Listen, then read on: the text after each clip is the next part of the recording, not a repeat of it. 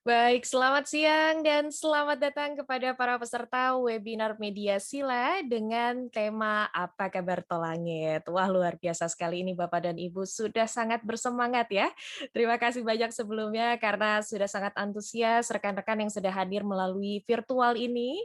Dan kegiatan ini tentunya diselenggarakan oleh Kementerian Komunikasi dan Informatika melalui Bakti Kominfo. Tadi kita juga sudah bersama-sama menyimak video yang disampaikan oleh Bakti Kominfo tadi ya. Dan sebelum memulai acara, Bapak dan Ibu yang terhormat, para peserta diharapkan dapat mengganti nama terlebih dahulu pada Zoom meeting ini dengan format nama lengkap, state instansi atau nama lengkap dan instansinya. Kami juga izin untuk dapat mematikan audio para peserta selama kegiatan berlangsung agar menghormati peserta lainnya. Dan apabila ada yang ingin disampaikan, peserta yang terhormat nih rekan-rekan media, sepertinya semua yang bergabung, kami persilahkan juga untuk bertanya melalui fitur chat box. Dan para peserta juga dapat memfollow media sosial @baktikominfo atau @kemenkominfo untuk informasi kegiatan lainnya. Dan Bapak dan Ibu yang terhormat, rekan-rekan media yang berbahagia, perkenalkan nama saya Anissa Firdiana Sari, yang hari ini akan memandu acara pada siang hari ini. Dan sebelum memulai kegiatan, saya juga akan menyambut para pembicara dan moderator kita yang sudah bergabung secara virtual. Yang pertama ialah yang terhormat Bapak Anang Latif, selaku Direktur Utama Bakti Kominfo. Selamat siang, Pak Anang Latif. Selamat siang, Mbak Nisa. Salam sehat. Salam sehat, Pak Anang. Mohon izin, bagaimana kabarnya, Pak? Baik, baik. Kita terus Alhamdulillah. menjaga imun biar tetap lancar kegiatan kita. Betul sekali, Bapak. Terima kasih banyak, Bapak. Bagaimana, Pak? Masih WFH, Pak? Atau sudah banyak masuk kantor nih, Pak? Oh, bukan cuma masuk kantor, kita udah keliling ke daerah-daerah nih. Luar Ya. biasa sekali. Ini totalitas sekali ya, Pak, ya? Demi Indonesia ini, Pak. Iya, nggak ada pilihan, Mbak. Baik, terima kasih. Semoga selalu sehat Bapak Anang Latif. Terima kasih banyak. Dan mohon izin, selanjutnya saya ingin menyapa Bapak Galumbang Menak selaku Presiden Direktur Moratelindo. Selamat siang, Pak Galumbang. Masih Selamat mute. siang, Pak Galumbang. Selamat siang Bu Anissa, selamat siang. Luar biasa sekali. Bagaimana kabarnya Bapak siang hari ini? Baik Bu, baik Bu. Baik, ini juga masih WFH nih Pak, atau sudah masuk kantor Pak? Nggak pernah WFH Bu, dari dulu kerja. Itu Pak Anang, Pak Dirut kerja. Luar biasa sekali ini Pak Galumbang. Semoga selalu sehat selalu ya Pak ya, dan tetap bersemangat tentunya nih. Baik, terima kasih banyak tentunya kepada Bapak Anang Latif dan juga Bapak Galumbang Menak yang sudah menyempatkan waktu untuk hadir di siang hari ini yang akan berbagi dengan rekan-rekan media semuanya. Dan mungkin saya juga akan menyapa moderator kita siang hari ini, Mas Hendro Wiono. Selamat siang Mas. Selamat siang, Assalamualaikum warahmatullahi wabarakatuh untuk semuanya. Pak Anang, Pak Galumbang, ini dua-dua pendekar yang bekerja di bawah tanah. Maksud saya tidak banyak publikasi, tapi hasilnya mencapai ujung yang operator tidak mau kerja. Nah, itulah Pak Anang dan Pak Galumbang. Dan kesulitan mereka lebih besar daripada operator, pada Pak Anang itu atau Bakti bukanlah operator. Luar biasa sekali. Terima kasih banyak Terima Mas kasih. Hendro hari ini sudah bergabung siang hari ini. Nanti kita akan ngobrol-ngobrol juga dengan Mas Hendro dan tentunya saya juga ingin menyapa rekan-rekan media yang sudah bergabung melalui Zoom meeting ini.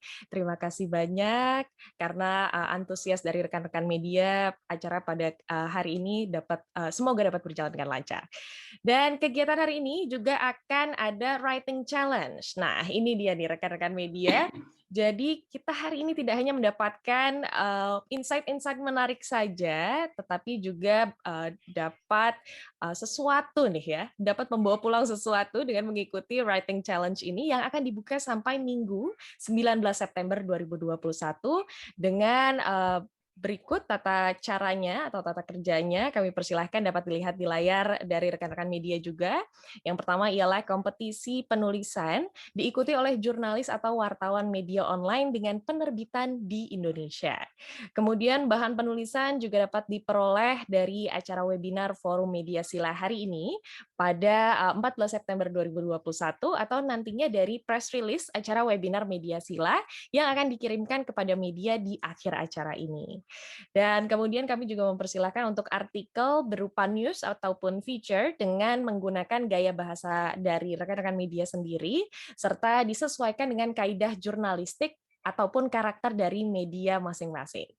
Dan angle artikel news atau feature dibebaskan kepada rekan-rekan media, namun dapat memberikan pemahaman positif tentunya, dan juga dapat mencerahkan masyarakat. Nah, nantinya akan saya share lebih lanjut juga untuk writing challenge ini ke depannya. Dan selanjutnya juga ada penjelasan, yaitu setiap jurnalis atau wartawan dapat mengirimkan lebih dari satu artikel dengan angle penulisan yang berbeda. Luar biasa sekali ini ya. Dan juga jumlah kata atau word pada tiap artikel ini minimal sebanyak 250 kata. Jadi kami persilahkan untuk melebihi 250 kata tersebut. Dan artikel tadi sudah saya sampaikan, dipersilakan untuk ditayangkan di media online masing-masing paling lambat pada Minggu 19 September 2021 pukul 24.00. Dan jurnalis atau wartawan peserta wajib mengirimkan tautan atau link melalui email forummediasila@gmail.com paling lambat pada Senin 20 September 2021 dengan mencantumkan nama jurnalis, kemudian nama media, dan juga nomor telepon serta email. Jadi pada hari Minggunya sudah di-share dan pada hari Seninnya dikirimkan link tersebut ke email forummediasila@gmail.com. Dan juga artikel dapat disertai dengan foto ataupun ilustrasi yang relevan dengan angle tulisan dan tentunya tidak berbau sara ataupun pornografi dan juga tidak menyinggung pihak tertentu ataupun hal negatif lainnya. Dan nantinya akan ada total hadiah senilai 5 juta rupiah untuk 5 pemenang. Dan pengumuman pemenang akan dilakukan pada 24 September 2021 yang akan di-share atau diinfokan ke nomor WhatsApp pemenang masing-masing. Dan keputusan Dewan Juri tentunya tidak dapat diganggu-gugat. Baik, terima kasih banyak sekali lagi kepada seluruh rekan-rekan media. Nah, saya harap dari rekan-rekan media ini dapat mengikuti writing challenge ini ya. Ini mungkin di sini ada 176. Nah, bisa itu 176-nya mengikuti writing challenge, luar biasa sekali. Baik, para hadirin sekalian, sebelum memulai kegiatan pada siang hari ini, diharapkan para peserta virtual dapat membuka kamera terlebih dahulu. Kami tunggu, karena saya ingin melihat ini ya, segarnya siang-siang hari ini, gagahnya, cantiknya dari rekan-rekan media. Dipersilahkan mungkin bisa kita lihat bersama-sama sebelum memasuki sesi selanjutnya. Dan juga sebagai bentuk rasa nasionalisme kita pada kesempatan kali ini, mari bersama-sama kita akan menyanyikan lagu kebangsaan Indonesia Raya. Kami persilahkan.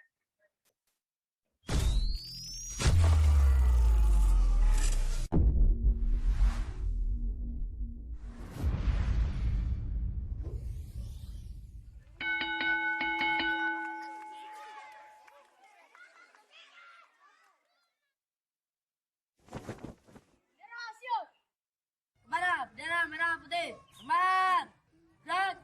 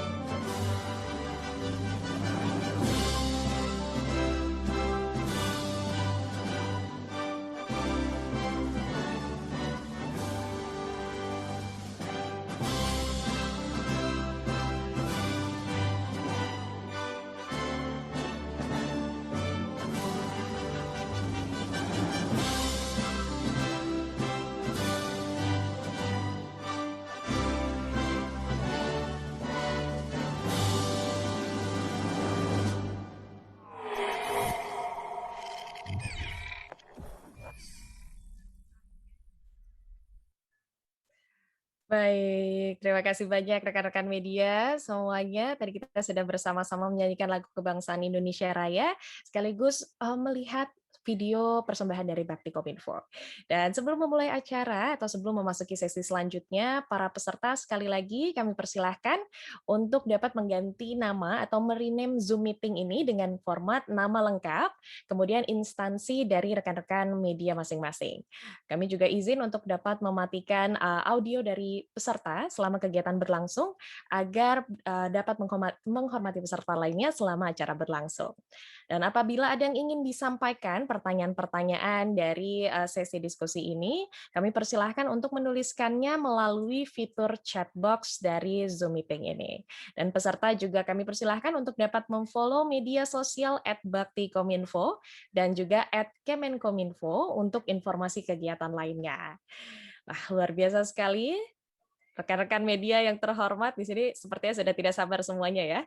Sebelum kita masuk ke sesi diskusi panel, mari kita sambut langsung saja moderator pada hari ini untuk bergabung bersama-sama kita, yaitu Mas Hendro Wiono. Kami persilahkan. Ya, selamat siang Mas Hendro Wiono. Mohon izin untuk dapat dinyalakan terlebih dahulu mungkin Mas untuk suaranya. Ya. Kebiasa di mute, Mbak. Tidak apa-apa Mas Hendro. Baik, kami ya. persilahkan Mas Baik, Hendro. ini saya untuk kali ini saya boleh berbangga hati bahwa dari seluruh webinar yang pernah diselenggarakan bersama Bakti, baru hari ini yang dibanjiri oleh para peserta, utamanya dari media. Semua jumlahnya ada 183 orang, dan itu mungkin karena daya tarik Pak Anang dan Pak Galumbang. Pak Galumbang saya sudah kenal lama, tapi jarang banget jumpa, karena saya cuma mengagumi kerja beliau yang kerja tanpa banyak bicara, tapi menyambungkan Nusantara dari ujung ke ujung lewat palaparingnya. Pak Anang dan Pak Galumbang memiliki tugas yang sangat mulia karena menjalankan atau menyambungkan fasilitas telekomunikasi ke daerah-daerah yang oleh operator cuma dilihat dengan sebelah mata. Tidak ada prospek bisnisnya, tidak ada kemungkinan keuntungannya, tapi Pak Anang dan Pak Galumbang masuk ke dalam. Pak Galumbang pasti menerima perintah dari Pak Anang, masuk ke sana, dan sudah ada sekian ratus ribu kilometer jaringan fiber optik, dan saat ini Kominfo sedang berupaya mengintegrasikan sepanjang 12.083 km fiber optik untuk menyambungkan serat-serat optik yang ada dari mana-mana sehingga semua bisa dimanfaatkan dengan lebih optimal. Ini semua kerja Pak Anang, Pak Galumbang juga, dan Pak Galumbang sudah membuktikan bahwa membangun palaparing juga. Kita supaya menghemat waktu, kita akan dengar Pak Anang apa yang akan disampaikan, dan saya berharap saya sangat berharap bahwa publikasi tentang hal ini akan lebih besar, dan Pak Anang akan terbuka nanti kalau kawan-kawan juga ingin ke daerah melihat langsung perkembangan di daerah, ya Pak Anang ya. Sip. Untuk kepentingan masyarakat keseluruhan, karena saya pernah ada orang menelpon meminta tolong saya untuk menghidupkan atau memperbaiki layanan sinyal yang kurang bagus di satu daerah. Saya cuma WA ke Pak Anang, besoknya sudah ada laporan dari kawan itu bahwa sudah bagus. Sangat cepat bekerja, padahal Pak Anang bukan operator. Pak Anang cuma penyedia infrastruktur. Mestinya Bakti juga jadi operator, Pak ya. Baik, Pak Anang, silakan sebelum Pak Galumbang, silakan Pak Anang memberikan apa-apa yang kita butuhkan pengetahuan untuk wartawan. Di sini ada juga beberapa dari operator lokal, misalnya BBT, Batam Bintang Telekomunikasi, yang sudah ada sejak zaman belum ada seluler itu. Monggo Pak Anang. Terima kasih Pak Hendro. Assalamualaikum warahmatullahi wabarakatuh. Salam, Om Swastiastu, Namo Buddhaya, salam kebajikan, salam sehat. Yang terhormat, sini ada mitra kami, Pak Galumbang, ada Pak Hendro yang senantiasa ikut membantu publikasi terkait dengan program-program pemerintah, khususnya di sektor TIK ya, teknologi informasi dan komunikasi, Mbak Nisa dan rekan-rekan media yang saya banggakan. Tadi cerita Pak Hendro sebenarnya agak lebay ya, berlebihan, nggak ada ini, nggak ada itu. Ini kebenaran aja Pak Hendro bahwa Bakti ditugasi memang urusan yang nggak enak lah, urusan kesenjangan lah. Ya, kita semua saya kira operator atau siapapun ya berbagi tugas lah dalam bernegara ini ya. Kebenaran tugas saya untuk ngurusi persoalan kesenjangan. Jadi Bakti sendiri memang tidak didesain sebagai operator ya. Karena mungkin kalau sebagai operator nanti kita hanya fokus kepada bagaimana cara menghasilkan cuan, bagaimana menghasilkan uang, melupakan tugas utamanya. Itu sengaja kami tetap stay sebagai badan layanan umum yang memastikan layanan dari kementerian kami ya, Kementerian Kominfo ini bisa menyelesaikan persoalan utamanya di bidang infrastruktur digital ya atau konektivitas digital. Saya boleh bicara sambil slide ya, mungkin biar rekan-rekan media dapat gambaran ya. Ini istilah tol langit ya, itu lihat gambar sebelah kanan, gambar yang cantik sendiri, langit ya, tapi di situ ada tower. Sejarahnya istilah tol langit ini saya ingat persis ya, pada saat itu 2019 kami ada trip ke Sangihe ya, ingat saya, bersama dengan Pak Rudiantara waktu itu masih menterinya dan Ibu Sri Mulyani ya. Ibu Menteri Keuangan ke Sangihe 2019 pada saat itu untuk kalau tidak salah peresmian kantor pajak di sana yang online di Sangihe. Nah, diberikanlah sambutan tentunya sebagai tuan rumah Bu Sri Mulyani dan diberi kesempatan juga Pak Rudiantara. Nah, pada saat itu tiba-tiba Pak Chief RA ini melemparkan istilah tol langit yang sebenarnya saya juga belum pernah dengar beliau sebelumnya. Waduh, apaan tuh tol langit gitu. Nah, setelah acara saya tanya, Bapak yang masuk tol langit apa nih? Soalnya udah mulai hangat ya WA istilah menggunakan istilah tol langit biar persepsi beliau sama persepsi saya di Bakti nggak berbeda ya. Nah, istilah tol langit ini akhirnya bahkan dipakai, ingat ya, mulai populer ya, hingga dipakai oleh Pak Jokowi dan Pak Ma'ruf Amin pada saat kampanye Pilpres ya. Pada saat itu, bahkan ketika acara perdebatan ya, debat capres itu dikeluarkan istilah pula tol langit oleh Pak Jokowi. Nah, inilah akhirnya sampai sekarang kita mengenal terus istilah tol langit. Next, yang sebenarnya lanjut, istilah tol langit ini ya dalam bahasa kami adalah istilah yang menggambarkan sambungan bebas hambatan yang berupa sinyal internet. Ya, jadi kalau bicara kalau ada tol laut, tol darat ya, tol udara mungkin ya. Kalau ada tol langit ini sesuatu yang gaib ya, saya melihat bagaimana kita bisa berkomunikasi tapi kecepatannya misalnya kalau kita nonton YouTube nggak ada jam-jam pasirnya gitu ya, nggak nggak loading lambat dan lainnya. Nah, ternyata di balik semua itu untuk menghasilkan sinyal internet cepat itu ada proses yang betul Pak Hendro ya. Pak Hendro saya ngerti cara menyelesaikan kerjaan lah khususnya untuk infrastruktur digital. Saya bersama-sama mitra-mitra yang handal seperti Pak Galumbang kita membangun infrastruktur digital. Cuma ketika ketika bicara komunikasi publik, nah itu saya nggak ahlinya Pak. Jadi kalau komentar Pak Hendro bahwa nggak pernah terdengar ya memang kita nggak pernah ngerti Pak bagaimana publikasinya. Mungkin ada sekali-sekali akhir-akhir ini Pak memang kita angkat, tapi saya merasa ya udahlah kita fokus tugas dulu menyelesaikan karena tugas menyelesaikan connectivity digital tuh di luar dugaan ternyata banyak. Kembali slide awal ya, saya ingin cerita Bakti ya.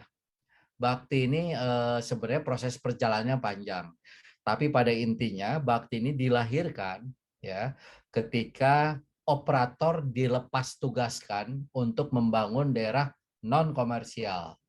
Dilepas tugaskan dengan adanya kewajiban baru yang dinamakan kontribusi USO. Ya, hingga kini kontribusi ini tetap berjalan ya tetap berjalan. Nah, ada perbedaan, saya cerita ya, perbedaan masa ya ketika bakti di bawah kepemimpinan Chief Rudiantara dan di bawah Pak Joni Plate.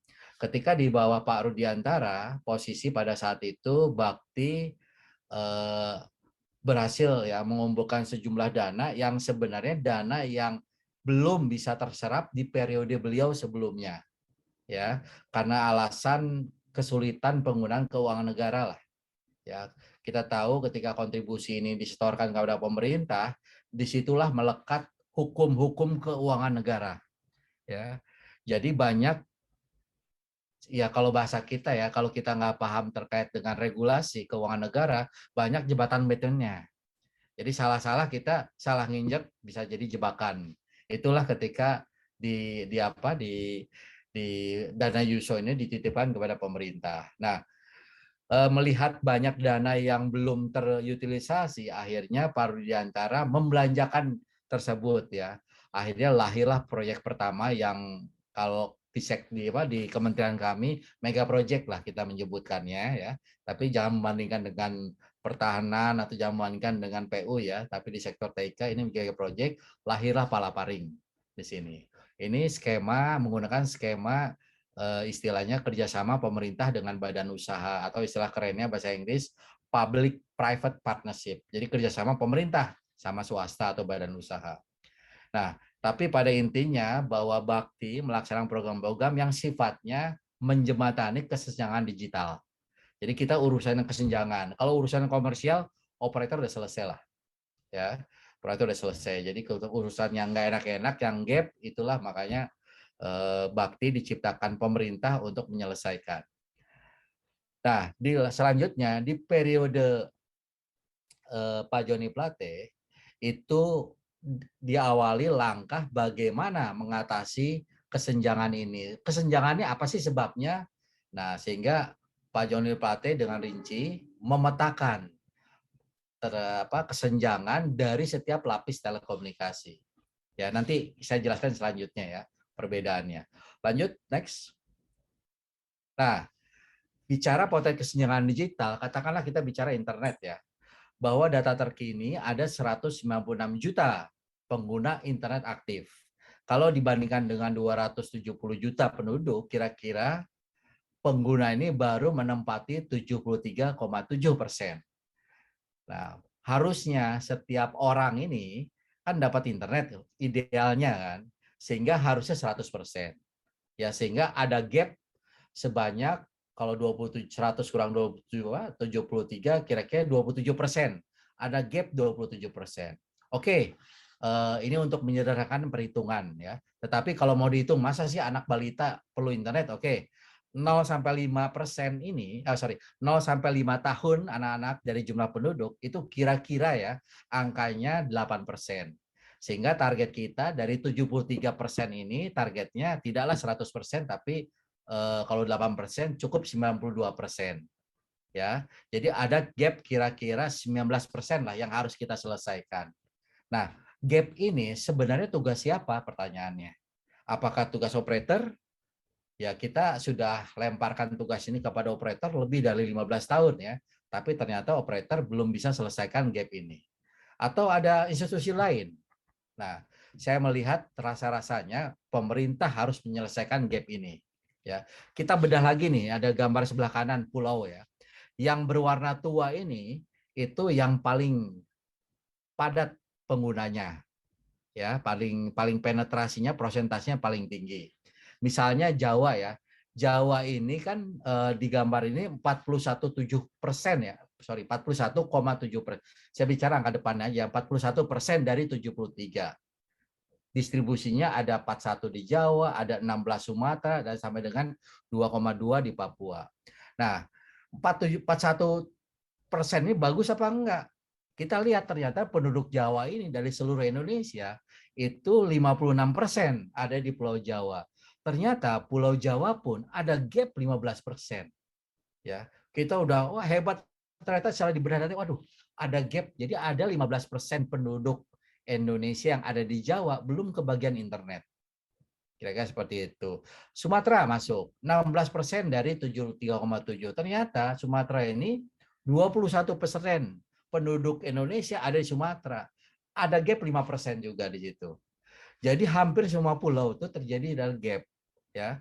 Jadi inilah yang akhirnya kami pemerintah menyiapkan sebuah konsep bagaimana menyelesaikan, ya, katakanlah 100%, oke, katakanlah dikurangi usia anak balita, ya, 92% penduduk Indonesia ini harus terakses internet. Itulah kenapa tagline Kominfo, bahkan Pak Presiden pernah menyampaikan di beberapa kesempatan, proses transformasi digital di seluruh Indonesia harus memastikan tidak ada seorang pun yang tertinggal. No one left behind dalam proses ini.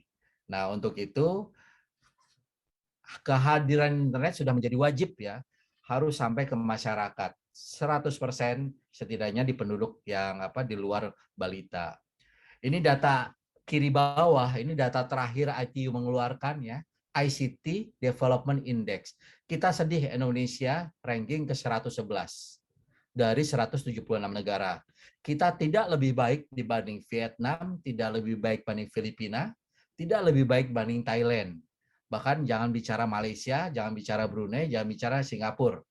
Ya, kita mungkin unggul dibanding Kamboja, unggul dibanding Laos, dibanding Timur Leste. Nah, ini sebuah situasi 2017 data itu, ya. Sebelum palaparing ini selesai cukup menyedihkan. Studi kami dengan BCG Consultant, ya, tahun 2017 juga pada saat itu identifikasikan bahwa ada 150.000 titik fasilitas layanan publik, ya, seperti sekolah, kesehatan, kantor pemerintahan, ya, kantor-kantor pos polisi, pos pertahanan di perbatasan, pariwisata dan lain-lainnya yang belum terlayani dengan internet secara layak. Inilah akhirnya kami mendesain bagaimana ke depan infrastruktur ini bisa selesai di awal, ya, bahkan 10 tahun lebih cepat dari yang direncanakan. Lanjut. Nah, tadi saya sudah jelaskan tol langit. Nah, bagaimana cara menyelesaikan infrastruktur digital konektivitas ini? Kami membagi, sebenarnya bukan kami membagi. Inilah 3 lapis yang disepakati, ya, oleh kita di sektor telekomunikasi. Ada 3 lapis infrastruktur telekomunikasi. Yang paling utama backbone. Backbone ini yaitu jaringan yang menghubungkan kota dan kabupaten seluruh Indonesia. Idealnya menggunakan jaringan serat optik, ya. Baik itu di darat maupun yang melintas lautan, kita gunakan teknologi submarine cable. Jadi inilah proyek Palaparing berhasil menyelesaikan untuk menghubungkan seluruh kota dan kabupaten dengan jaringan serat optik. Untuk beberapa case di pegunungan Papua, itu tidak bisa terhubung karena jaringan serat optik, karena syarat untuk membangun jaringan serat optik biasanya antar kota itu terhubung dengan adanya jalan darat, sehingga kabel optik bisa ditanam atau digali di samping jalan tersebut, atau ada yang menghubungkan jaringan tegangan tinggi atau tiang listrik lah, ya, yang bisa tower itu disandingkan dengan tower untuk tegangan tinggi untuk menghubungkan kota tersebut. Tanpa 2 hal tersebut, kalau lokasi kotanya katakanlah di atas di pegunungan, rasanya mustahil untuk dibangun jaringan serat optik yang membelah hutan-hutan, ya, kadang-kadang ada padang tandus lainnya. Sehingga opsi lainnya adalah membangun dengan jaringan microwave, ya, atau jaringan radio. Ini lapisan backbone, ya, menghubungkan antar kota. Lalu adalah ke tengah lapisan middle mile.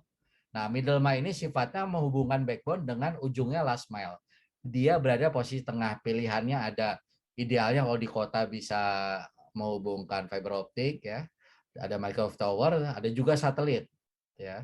Jadi inilah jaringan yang menghubungkan last mile. Nah, istilah last mile ini yang terakhir itu istilah yang digunakan untuk menghubungkan, tadi kalau backbone ke middle mile itu biasanya kehubungan ke kecamatan, ya.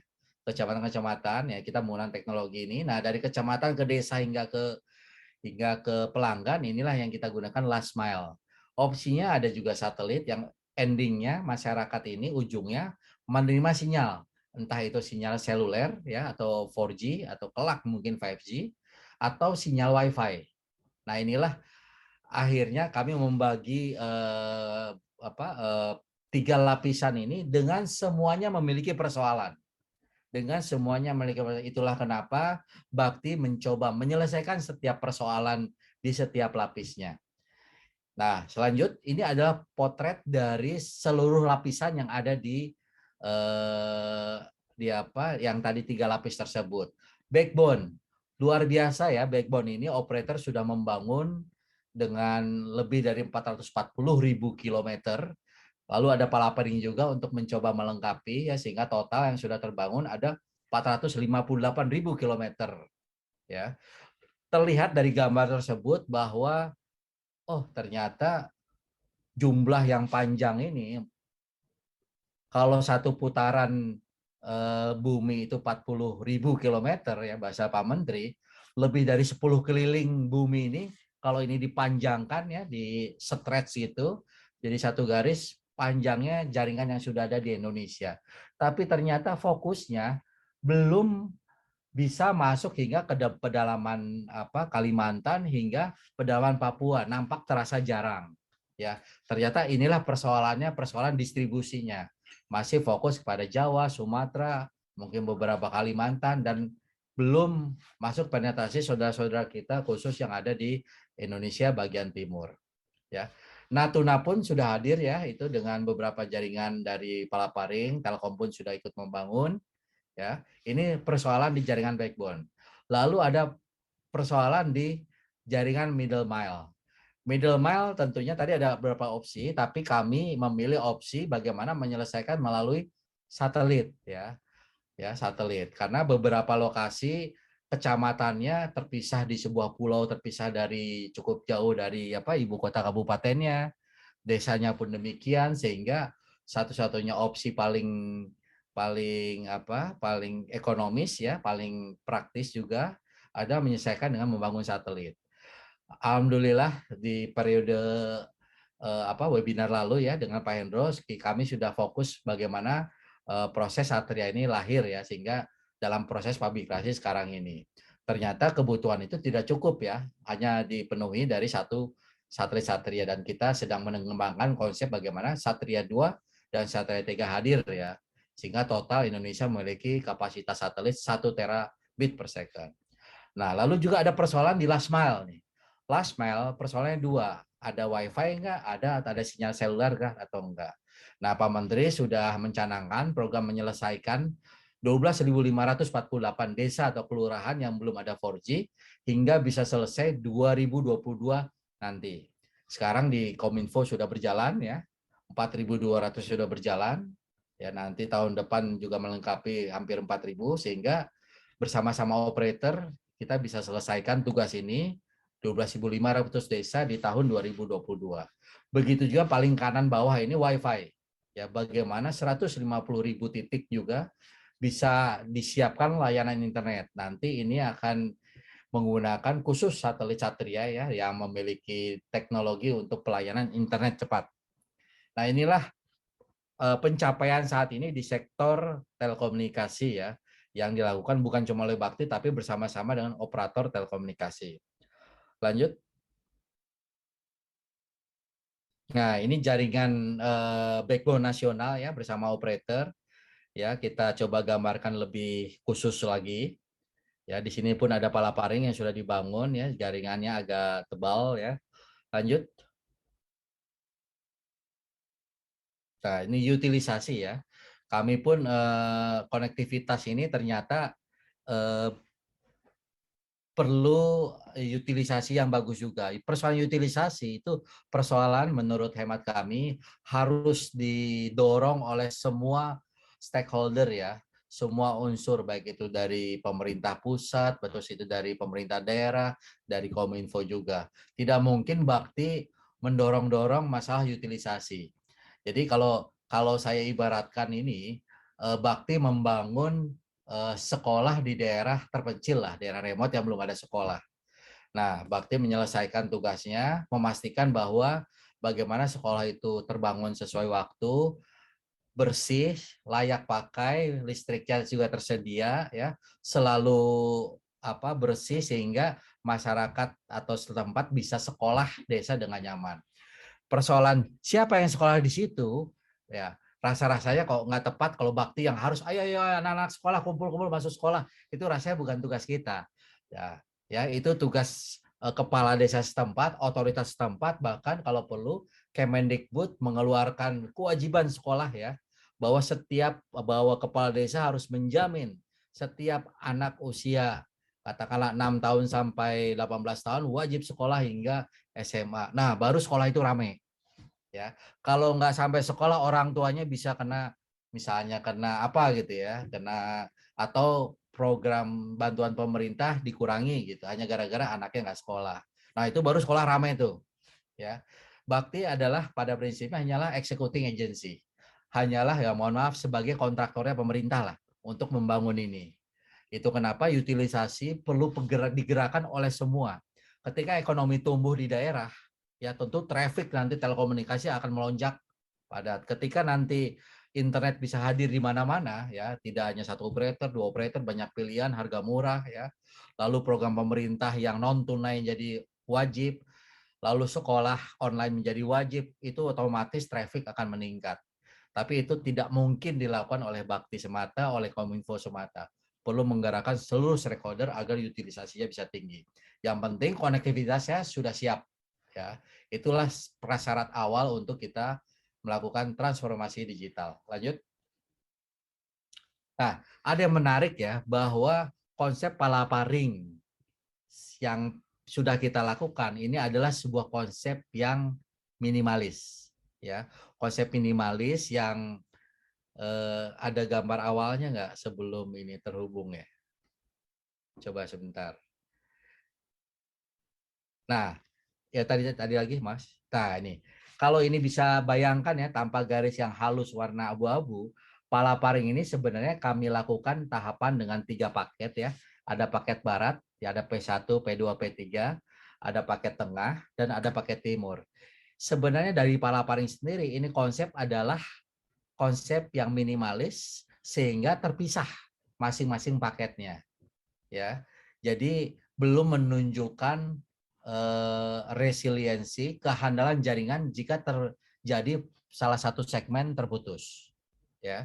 Nah, inilah kami lakukan proses tahap awalnya ada konsep minimalis pada saat itu dan Pak Menteri melihat bahwa loh ini kan perlu kita ibaratnya tingkatkan bahwa menjadi jaringan yang tidak hanya minimalis tapi resilience ya, yang jika terjadi apa-apa terhadap jaringan misalnya putus, bahkan putusnya pun bisa terjadi bersamaan ya, jaringan ini tetap bisa terhubung ya. Itu kenapa akhirnya lahir konsep palaparing integrasi yang kemudian melanjutkan menjadi konsep palaparing yang pertama yang sudah ada menjadi gambar jaringan yang di bawah, bahwa seluruh jaringan terintegrasi antara palaparing barat, tengah, dan timur. Ya, dan ini melengkapi hasanah semua jaringan tadi yang sudah terjangkau 450.000 lebih ya jaringan. Nah, ini pun kelak akan bisa menjadi bagian dari jaringan internasional. Jadi dari gambar pun bisa terlihat bahwa kehandalan jaringan ini selain juga handal, utilisasi akan meningkat. Jadi bisa dibayangkan kalau kita mau mengadakan internet katakanlah dari Jayapura, titik masuknya dari Jakarta sudah bisa langsung terhubung ke Jayapura atau dari Batam bisa langsung ke Jayapura. Jadi titik entry gateway ke jalan tolnya tuh banyak titik. Ya, bisa dibayangkan kalau masih kembali lagi ke Palaparing ya. Kalau kita mau masuk ke Papua, kembali ke Palaparing. Nah, ini minimal harus membawa trafficnya sampai Kupang. Ya, baru bisa operator terhubung. Kalau misalnya kita mau masuk ke Natuna, minimal dia harus punya jaringan dari Batam atau dari Kalimantan, Singkawang. Nah, inilah yang kita create ya. Sebuah proyek masa depan ya. Ini tentunya kami terkait dengan Kementerian Keuangan bagaimana dalam situasi seperti ini ya kita bisa tetap menyelesaikan persoalan infrastruktur ini. Lanjut. Nah, ini palaparing integrasi usulan kami ada 12.000 lebih ya kilometer, jumlahnya kebenaran hampir sama dengan jumlah palaparing yang ada yang rencananya akan kami bangun dalam 2 tahap ya. Di fase 1 5.200 km dan fase 2 6.800 km. Ini masih perencanaan, kami masih terus fight bagaimana mendapatkan pembiayaan untuk proyek ini. Lanjut. Nah, kalau ditanya apa tantangannya, ini Pak Galumbang nanti banyak cerita ya soal geografis ya. Geografis ini membangun palaparing khusus di Papua ya. Ini kebetulan kami menggunakan jaringan radio di lokasi gunung-gunung ya, tower ya, karena kontur Papua yang tentunya yang pernah terbang di atas Papua sangat paham. Terpisah antara lokasi satu dan lokasi lain, dipisahkan oleh gunung yang tingginya bisa mencapai di atas 4.000 meter ya, hingga tower perlu dibangun di atas 4.000 meter. Ya, di sana kemungkinan ini contohnya di Intan Jaya, Kabupaten Intan Jaya gitu. Ya, ternyata roboh tuh, ada longsor sehingga tower yang merah putih ini tenggelam dengan longsorannya. Disinilah challenge ya ketika kita bagaimana menghadirkan penggantinya. Nah, ini lokasi yang hanya bisa dicapai melalui helikopter ya. Kalau jalan kaki kabarnya untuk lokasi tersebut memerlukan waktu 4 hari 4 malam dari kampung terdekat, sehingga challenging geografi ini luar biasa di Papua ya, karena resiko kita mendapatkan tugas mengatasi kesenjangan. Itu kenapa akhirnya operator secara komersial akhirnya nggak bisa masuk karena melihat potensinya geografisnya luar biasa ya, pas di ujung cuannya mungkin tidak bisa menutupi semua biaya investasi dan biaya operasionalnya. Sosial. Nah, ini yang terjadi di Papua ya. Mitra kita Pak Galumbang udah capek-capek membangun tapi ternyata akhirnya dibakar juga. Ini ada aksi vandalisme, perusakan, pembakaran di repeater di lokasi Paninai Papua ya. Ini dibakar ya dan lain-lainnya. Ya, dirusak, dibakar, dan sampai saat ini kita belum tahu nih siapa pelakunya ya dan motifnya apa. Hanya bisa menduga-duga. Tapi pelakunya belum bisa ditangkap dan lainnya. Lalu administratif. Karena untuk membangun semua ini perlu perizinan yang cukup rumit ya. Karena beberapa lokasi harus di lokasi konservasi, di laut juga melewati konservasi alam dan izinannya nggak mudah. Sehingga apalagi sekarang ditambah beberapa lokasi lockdown ya di Papua, beberapa kabupaten sudah mengeluarkan ya resmi lockdown, dan tentunya pandemi ini bukan suatu yang fakta yang kita harus hadapi lah. Lanjut. Ya, kira-kira ini Pak Hendro, semoga bisa menggambarkan ya apa yang sudah kami lakukan bersama mitra kami Pak Galumbang ya untuk menyelesaikan dari tahapan tataran lapis backbone saja. Ini baru cerita kita backbone. Karena backbone ini jalan tol utama yang prasyarat utama yang harus diselesaikan. Demikian saya kembalikan ke Pak Hendro. Baik, terima kasih Pak Anang. Terima kasih banyak sekali informasi-informasi baru. Cuma sekarang itu yang pernah kita tahu bahwa kalau semua bisa tersambungkan dan itu sangat berat upayanya, 26.500.000 penduduk di daerah miskin, daerah yang tidak terjangkau akan bisa langsung berhubungan dengan dunia, mengangkat martabat mereka karena mereka menjadi sejajar dengan saudara-saudara mereka yang di kota yang punya kesempatan untuk main internet sambil tiduran gitu. Pak Anang, bagaimana ya? Ya, internet Pak itu sudah kita waspadai Pak. Ya, seperti dua sisi koin ya. Selalu Pak, ada positif ada negatif ya. Sayangnya kita tidak bisa mensterilkan sisi negatif ya Pak. Selalu ikut Pak. Nah, itulah kenapa internet ini perlu khususnya untuk wilayah-wilayah yang baru menerima internet ya. Kalau tidak ada pengawalan, kalau tidak diikuti dengan program-program literasi digital, mereka akan asik terbuai dengan sisi negatif ya Pak. Ya, Pak Hendro tahulah sisi negatif internet seperti apa, karena biasa kita di awal ketika tahun 2006 ya, mungkin ketika mengenal internet, sisi negatifnya asik juga ya setelah diselami ya, tapi dampaknya ini ternyata sangat buruk buat bangsa kita. Itu kenapa literasi didorong agar bagaimana teman-teman ini dapat internet tapi dapat cuan juga dari internet gitu. Bisnisnya mereka bisa yang semula hanya jualan ke desa tetangga sekarang bisa go minimal go regional atau go nasional, kira-kira gitu. Itu Pak Dalam Hendro. kaitan itu Pak, Tapi untuk kan pekerjaan selama ini tentunya ya, nggak Pak. bisa pemerintah aja Pak, ini harus serentak bersama-sama Pak untuk mendongkrak bagaimana sisi positif ini yang lebih dominan dibandingkan negatif ya Pak. Dalam kaitan ini Pak, ketika internet itu menjadi bahan jualan yang baik, yang menarik, kemudian Bakti tidak hanya menerima uang dari dana Yusof, dan ketika Bakti mempunyai kesempatan, Bakti juga bekerja sama dengan pembangunan yang kemudian mendatangkan uang juga untuk Bakti, Pak. Jadi ini makin memperluas, makin mempercepat perluasannya. Ya, bagaimana Pak Anang? Betul Pak Hendro ya. Kami sebagai BLU ya tentunya tujuan utamanya bagaimana pelayanan masyarakat bisa ini ya terlayani ya, khususnya di bidang TNK. Mendapatkan uang bukannya haram Pak buat BLU ya, bahkan itu didorong terus oleh Menteri Keuangan. Ayo dong semua BLU termasuk rumah sakit lain-lainnya dapatkan pendapatan dari semua layanan yang diberikan. Tapi persoalan PRTIK ini Pak, itu persoalan yang menurut hemat kami, kami udah exercise Pak berkali-kali, luar biasa Pak, Bapak bisa bayangkan ya, kita membangun BTS Pak di lokasi tersebut, investasinya lumayan besar Pak, tapi yang menggunakan hanya 100 orang Pak. Ternyata banyak desa di kita Pak, kakaknya ini ya mungkin lebih dari 20 kakak per desa Pak, 25 kakak per desa. Tapi bagaimanapun ya kita pemerintah harus menyiapkan infrastruktur tersebut kan, ya. Mohon maaf, at any cost Pak. Tidak mungkin saudara-saudara kita dibiarkan ya tanpa sebuah infrastruktur konektivitas digital ya, sehingga yang bisa membuat mereka akses ke nasional bahkan ke seluruh dunia. Ini sebuah harga mahal ya, tetapi setidaknya dari semua yang kami bangun mendapatkan uang perlu Pak ya untuk menutupi semua biaya yang pemerintah sudah keluarkan. Tapi dari eksersis kami Pak, karena kami memang tugasnya daerah kesenjangan, rasanya semua biaya itu tidak akan pernah bisa menutupi biaya yang sudah di pemerintah keluarkan Pak. Karena itulah Pak prinsipnya. Jadi kami paham Pak bahwa itu kenapa operator nggak masuk Pak.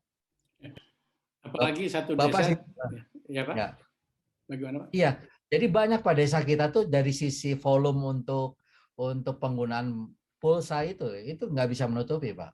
Contoh Pak ya, untuk mengeluarkan 4G Pak, ya OPEX kita itu harus mengeluarkan ya dengan investasinya kira-kira 120 juta Pak. Capex atau OPEX Pak?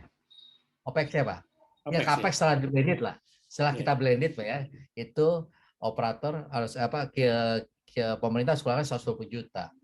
Tapi maksimum pendapatan dari masyarakat Pak cuma 15 juta Pak. Nah, dari prediksinya 5 tahun ke depan dengan peningkatan ekonomi yang demikian luar biasa Pak, 15 juta itu paling mentok-mentok 50 juta Pak.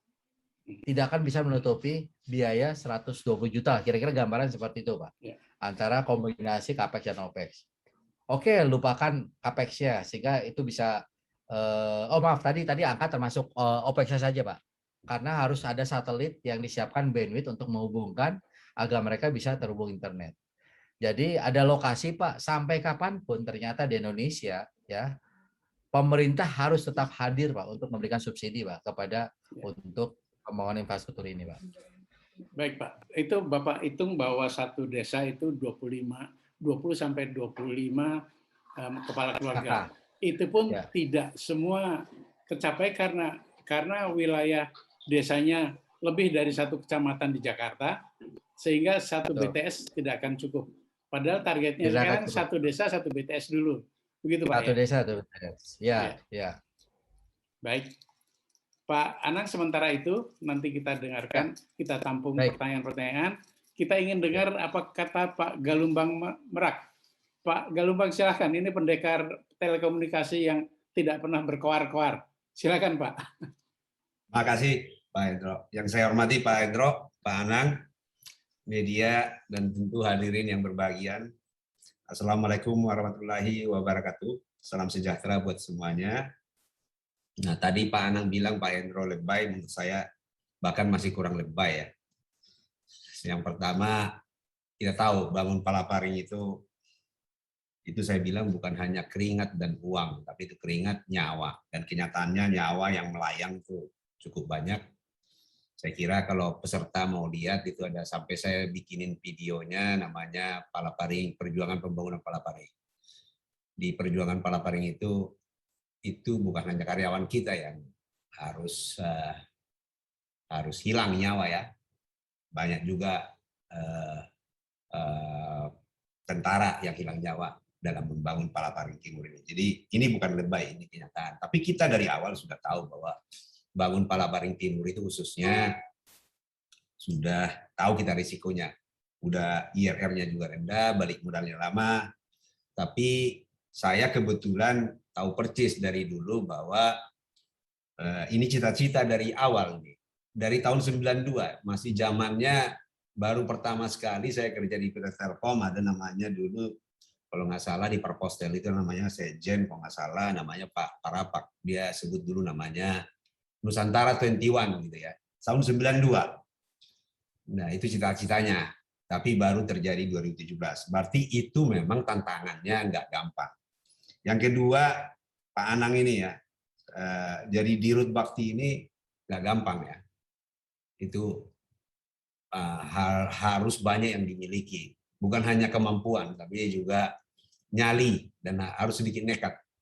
Karena memegang anggaran segede Bakti ini kan untuk bisa terpeleset masalah hukum juga sangat mungkin kan gitu kan. Jadi kalau di Pak Anang bilang tadi lebay enggak lah. Ini memang ini tantangan yang sangat besar ini kan. Ini yang terjadi di sini. Dan dari awal kami pun kalau Bapak lihat sebenarnya kalau Palaparing Barat kami ikut dari awal, tapi Palaparing Timur dulunya kami nggak ikut. 2 kali tender itu gagal. Berarti hampir tidak ada yang mau bangun Palaparing Timur. Demikian situasinya. Jadi apa yang disampaikan Pak Hendro memang benar. Tapi ini sudah kejadian Palaparing Timur itu, ya ini harapan ini sebuah monumen bagi kami juga. Pak Riyandi, presentasinya Pak Riyandi, please. Ya, next. Next ya Pak Riyandi. Nah, sejalan dengan yang tadi, dari awal-awal kita udah tahu kok belang ya. Kita udah tahu bahwa pembangunan Palaparing ini tantangannya besar. Jadi mentalnya udah disiapin dulu di awal. Nah, kalau kita lihat Palaparing Barat ini hampir boleh dibilang nggak ada tantangan ya. Ini kita tahu Natuna, Singkawang, Tarempa, Sumatera itu daerahnya sudah sangat friendly. Jadi boleh dibilang kami waktu bangun Palaparing Barat itu waktunya hampir tepat, hanya terlambat sedikit. Dan tantangannya juga hampir nggak ada. Dan seperti perkiraan kami, Palaparing Barat itu okupansinya juga masih sesuai dengan rencana. Kelihatannya presentasinya belum masuk ya. Nah, kalau balik ke Palaparing Timur, di situ kita lihat ya, selain secara logistik sangat sulit, tentu kita tahu sama tahu bahwa faktor keamanan di Palaparing Timur ini sangat menantang ya. Nah, Bapak bisa lihat nih dari datanya, khusus Palaparing. Jadi saya tidak akan terlalu banyak bahas Palaparing Barat ya, karena Palaparing Barat saya bilang tadi itu sangat mudah. Tadi sebenarnya secara sepintas Pak Anang udah sampaikan apa sih tantangannya. Kalau kita lihat di jalannya, katanya jalannya udah ada, tapi faktanya seperti ini jalannya nih. Jalannya masih sangat tidak mungkin. Yang kedua, khususnya di daerah-daerah yang kita bangun di gunung-gunung. Di gunung-gunung. Ini hanya gunungnya itu ketinggiannya di atas 4.000. Jadi kalau menurut teori, kalau kenaikan di 4.000 itu oksigennya udah sangat rendah. Jadi di sini hanya orang-orang tertentu yang bisa bekerja. Dan itu pun tidak bisa bekerja lebih dari 3-4 jam sehari. Paling bisa bekerja 15 menit, udah itu berhenti 15 menit, suhunya juga udah rendah, tapi oksigennya sudah rendah. Nah, yang kedua, semua pengangkutannya pakai helikopter. Tapi helikopter ini kan tergantung cuaca, apalagi untuk ketinggian 4.000. Dan cuaca di sana kan berubah dengan sangat cepat. Jadi misalnya di tempat kita mau ngangkut barang, cuacanya bagus, tapi di gunung tidak bagus. Nah, di sini saya bilang tantangannya sulit sekali karena padahal helikopter sudah harus ada. Dan di sini keberanian semua pilot juga nggak sama, apalagi naik ke atas-atas itu. Terus terang, saya bisa katakan dalam seumur hidup saya ngerjakan Palaparing Timur ini pekerjaan yang paling kompleks ya dan menantang. Bahkan saya selalu bilang sama pemegang saham, saya udah 20 tahun nggak berdoa nih. Begitu ngerjain Palaparing Timur, saya tiap hari berdoa. Itu kenyataannya. Karena di sana itu tantangannya bukan hanya teknologi, tapi yang satu lagi seperti saya bilang keamanan. Itu saya kira kalau Bapak lihat gambarnya, kalau kita cuma bawa satu peleton doang, nggak mungkin. Karena penyerangan itu bisa terjadi kapan saja. Itu yang terjadi. Dan kalau diserang itu bukan diancam, Pak. Itu langsung ya nyawa yang dihilangkan. Jadi ini tantangan yang kita lihat di Palaparing Timur. Dan pada kesempatan ini juga saya selalu mengapresiasi, saya kira, jadi kalau saya bisa sampaikan, pembangunan Palaparing Timur ini sangat mengorbankan puluhan nyawa, baik karyawan sendiri, baik kontraktor maupun para pihak keamanan. Next-nya, Pak Denny.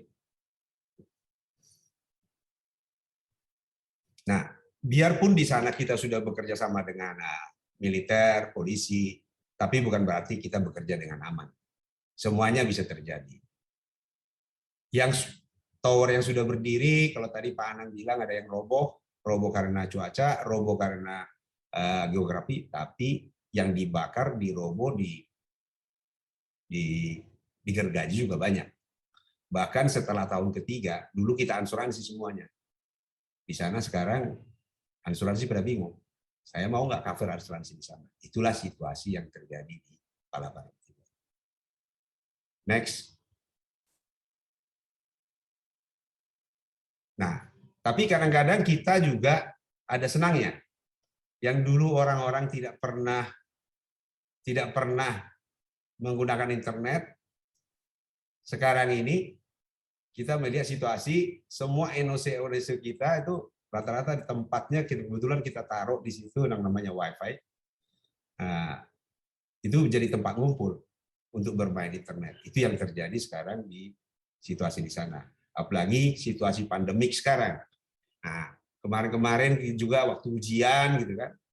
Kalau kan ujiannya udah pakai internet. Jadi NOC kita yang ada di sana sangat berguna dan kita merasa senang itu bisa digunakan oleh masyarakat setempat. Nah, apa yang ingin kita lihat ke depan, ini sebenarnya yang selalu kita sampaikan. Bahwa saya kira pemerintah sudah bekerja, tapi kami merasa masih belum maksimum bahwa faktor keamanan ini akan menjadi perhatian ke depan khususnya untuk daerah Papua. Yang kedua adalah kita lihat ini backbone-nya sudah jadi. Makanya okupansinya tadi disampaikan Pak Anang sudah 21%. Harapan kita harusnya tahun kedua itu udah 30%. Makanya perlu pembangunan last mile yang saya kira sedang dikerjakan oleh teman-teman di Bakti. Itu harapan kita ke depan. Ada lagi Pak? Next. Next. Ini kelihatannya. Nah, di luar Palaparing, sebenarnya kalau kami sebagai Moratel, Palaparing itu yang bagian Moratel itu hanya kira-kira 7.000 kilo. Tapi total kabel kami ini sekarang ini 2021 itu sudah 79.000 kilo. Jadi kami punya kabel sendiri ada yang bukan non Palaparing itu ada 70.000. Dan saya kira biarpun angkanya sudah disebut Pak Anang tadi bahwa total kabel di Indonesia itu 465, tapi kalau dibanding kita di negara-negara ASEAN, itu kita masih paling terendah. Bahkan mungkin kita hanya menang dibanding dengan Timur Leste, dibanding dengan bahkan Myanmar secara penetrasi jauh lebih tinggi dari Indonesia. Kalau apalagi dibandingkan dengan Vietnam juga sama. Demikian juga kualitas sebenarnya broadband di Indonesia. Kualitas broadband di Indonesia ini masih lebih rendah dari Vietnam, Filipina, apalagi kalau dibandingkan dengan Malaysia. Jadi saya kira pembangunan fiber optik Indonesia tidak bisa hanya kita serahkan ke Bakti. Bakti itu hanya kerjanya menutup daerah-daerah yang terpencil. Semua operator harus juga bekerja sama bagaimana membangun lebih banyak lagi. Kita tahu khususnya fiber to the home di Indonesia ini penetrasinya masih di bawah 10%. Jadi ini kerja keras kita. Di lain pihak pemerintah mengatakan bahwa Indonesia harus ditransform ke digital, apalagi dengan pandemi ini. Saya kira transformasi digital harus kita percepat karena itu yang bisa membuat kita hidup kayak new normal. Sehingga kerjasama antara semua operator untuk meningkatkan penetrasi dan pemerintah ini saya kira harus menjadi perhatian kita. Next-nya. Saya kira itu dari kami. Silakan saya kembalikan ke Pak Hendro. Baik, terima kasih Pak Galumbang. Saya ingin penekanan dari 8.000 milik Pak Galumbang yang di Palaparing Barat dan Timur itu sudah masuk ke pedalaman, Pak. Artinya ke daratan. Sudah Pak. Sudah ya. Dan bahkan sudah ke gunung-gunung, Pak. Masuk ke gunung-gunung. Tapi risikonya yang kalau di Papua dipotong orang gitu ya. Kalau di Jakarta dipotong kabelnya mau dijual. Kalau di Papua dipotong begitu aja kan, Pak? Iya. Lalu bagaimana Bapak bisa meminta pemerintah, aparat keamanan untuk mengamankan aset-aset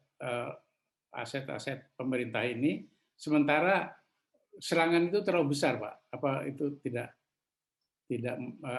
terlalu mengandalkan pada pemerintah, pada TNI dan Polri? Ya, selama ini kita memang bekerja sama dengan beliau-beliau ya, tapi tidak setiap saat juga kita bisa akses. Contoh sederhana, sekarang masih ada satu yang baru digergaji di ketinggian 4.200. Sampai sekarang belum bisa kita perbaiki karena menurut intelijen ya belum mampu, belum nyaman situasinya ya. Daerah mana, Pak? Di daerah Papua tentunya, antara Betul. Ilaga yang sekarang itu, yang lagi ada bakar-bakar itu. Oke. Ketinggian berapa, Pak? 4.200. 4.200. Oh, itu sudah sulit bernapas kalau orang kota, Pak ya. Orang Jakarta udah nggak bisa bernapas di situ. Tapi Pak Hendro, kalau masalah itu kan bisa diatasi. Yang paling berat itu adalah masalah keamanan. Betul, betul. Jadi nyawanya kalau karena nggak bisa bernapas, ya kena tembak. Iya. KKB gitu, Pak. Wah, kok sadis banget. Oke, Pak. Saya cuma ingin memberitahu kawan-kawan atau kita semua bahwa sudah ikut 224 peserta dalam webinar ini. Suatu prestasi untuk Pak Anang dan Pak Galumbang. Ini media seluruh Indonesia meliput. Saya serahkan pada Mbak Firdi untuk membacakan pertanyaan-pertanyaannya. Tadi katanya Mbak Firdi. Ya, baik. Mohon izin, Mas Hendro, ini luar biasa sekali. Sudah banyak insight-insight menarik yang kita dapatkan ya, Mas Hendro, silakan, dari narasumber kita pada siang hari ini. Dan mohon izin, sebelumnya akan saya bacakan terlebih dahulu untuk pertanyaan-pertanyaan yang sudah masuk dari rekan-rekan media yang sangat antusias sekali ini. Mohon izin Bapak Pak Anang, kemudian Pak Galumbang, Mas Hendro, ini sangat bersemangat sekali ini semua rekan-rekan media karena di sini yang sudah masuk pertanyaannya lebih dari 20 sepertinya. Luar biasa. Baik, akan saya bacakan untuk pertanyaan pertama dari Bapak Muhammad Rohim, instansinya teropongistana.com. Pertanyaan ini ditujukan kepada Bapak Anang Latif, mohon izin Pak.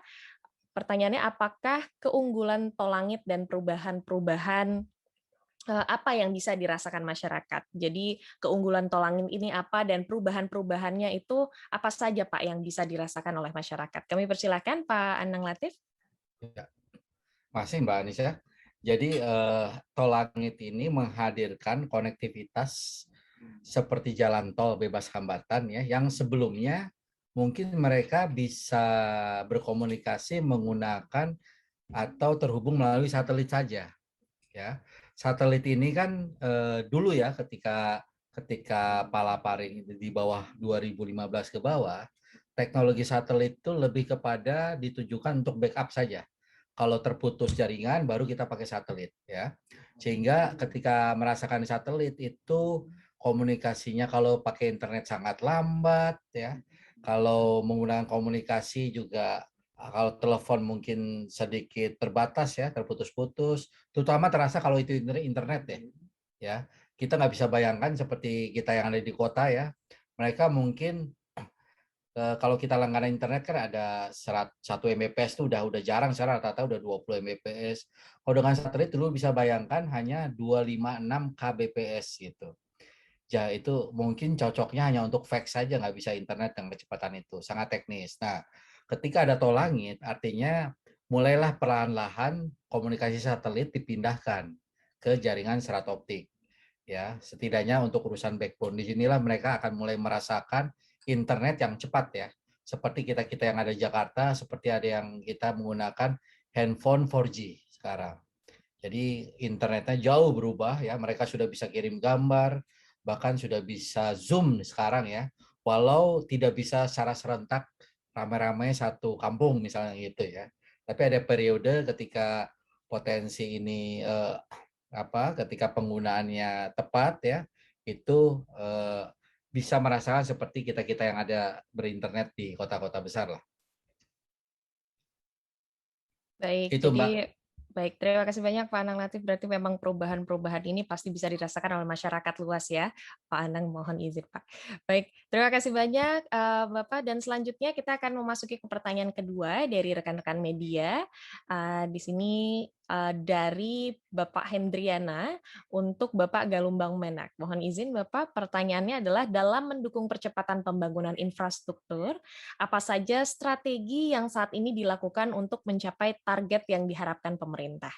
Kami persilahkan Pak Galumbang untuk dapat menjawab pertanyaan tersebut. Terima kasih Mbak Anastasia. Tadi minta maaf juga, kelihatannya presentasi saya kurang nggak smooth, ada hang ternyata komputernya, jadi lompat-lompat tadi. Nah, untuk menjawab pertanyaan ini, memang sekarang ini kan yang udah dibangun seperti yang dibilang tadi adalah baru tolnya. Nah, tentu tol itu baru hanya mencapai titik-titik tertentu aja. Untuk penyebarannya sampai ke masyarakat itu masih perlu lagi kita bangun ekosistem lainnya. Apa itu ekosistem lainnya? Salah satunya adalah tentunya adalah akses-akses last mile ya. Akses-akses last mile. Nah, di sini pun kita selalu bekerja sama dengan Bakti. Bagaimana pihak ketiga, saya kira Papua, khusus Papua lah ya, khusus Papua ini perlu lebih fleksibel dikit lah, dan nggak mungkin ini dibangun oleh hanya satu operator. Jadi kalau ada pemain-pemain lokal mau interconnect ke Palaparing, saya kira kita harus gimana caranya mempermudah dan fleksibel. Tapi di lain pihak tidak juga melanggar. Ini kan tantangannya tadi yang saya bilang. Kalau kita sembarangan juga, kita kan ada yang ngikat juga, ada Bakti juga ada yang ngikat, ada aturan-aturan yang harus kita taati. Ini yang lagi kita memang selalu diskusikan dengan Bakti, bagaimana kita fleksibel tapi tidak melanggar hukum. Kira-kira itu yang lagi kita lakukan. Misalnya metik kabel dari tengah jalan, dorong ke sana, dorong ke sini, pakai core gitu. Nah, ini di perjanjian kita yang lama belum mungkin. Ini yang mungkin supaya cara-cara bagaimana meningkatkan, dan ini perhatian kita meningkatkan usage-nya. Udah dibangun, kalau usage-nya nggak ada kan nggak bagus. Tapi menjawab pertanyaan yang tadi juga saya tambahkan, bahwa dengan adanya Palaparing Timur ini, saya kira wajah Papua udah berubah ya. Saya kebetulan banyak berteman dengan orang-orang sana gitu kan. Kalau dulu sebelum ada Palapa ya mohon maaf, tahu sama tahu kita bupati, kadis itu banyakan di Jakarta ya. Kenapa di sana nggak ada apa-apa ya? Saya tanya kenapa kok di Jakarta mulu Pak Kadis? Ya di sana nggak bisa nonton apa-apa Pak, nggak bisa lihat apa-apa. Sekarang udah mulai betah ya. Itu kenyataannya. 1 jam aja mati udah ribut. Teleponnya langsung ke saya. kan gitu. Nah, jadi itu yang terjadi. Jadi perubahan itu udah ada. Jadi kalau dulu saya pun ke sana pernah gitu ya. Kalau jawab WA itu ya hanya jawab ya aja itu gambarnya jam gitu loh. Muter-muter gitu. Padahal cuma ya, no gitu doang. Nah, sekarang udah berubah. Saya kira itu saya harus bisa sampaikan Palaparing Timur itu telah berubah pola hidup dan wajah yang terjadi di sana. Saya kira itu, Bu. Baik, terima kasih banyak Pak Galumbang atas jawabannya. Dan ini menarik sekali ya, rekan-rekan media. Baik, selanjutnya akan saya bacakan pertanyaan ketiga. Pertanyaan ini dari Noni Rering dari Sinar Harapan ID. Dan pertanyaan ini disampaikan untuk Bapak Enang Latif. Mohon izin Pak, boleh dijabarkan Pak daerah mana saja di Indonesia yang masuk daerah non komersial yang menjadi perhatian dari Bakti? Wah, ini sangat menarik sekali ini pertanyaannya. Kami persilahkan Pak Anang untuk dapat menjawabnya. Ya, ada 122 kabupaten ya yang memang terkategori sebagai kabupaten daerah tertinggal. Ya, inilah fokus utama kami ya, membangun dari pinggiran, dari teman-teman kabupaten yang memang terstatuskan kabupaten tertinggal, sehingga mereka bisa melewati status tersebut ya dengan adanya injeksi atau fasilitasi yang diutamakan ya dari pemerintah untuk menyiapkan konektivitas atau infrastruktur digitalnya. Jadi ada 122 kabupaten, kabarnya terkini sudah ada peraturan presiden baru, itu sudah menciut ya. Jadi 66 kabupaten kalau tidak salah, sehingga fokus kita sebenarnya adalah di mana ketika operator tidak bisa hadir menyiapkan layanan internet ya, disinilah nanti Bakti layak untuk hadir.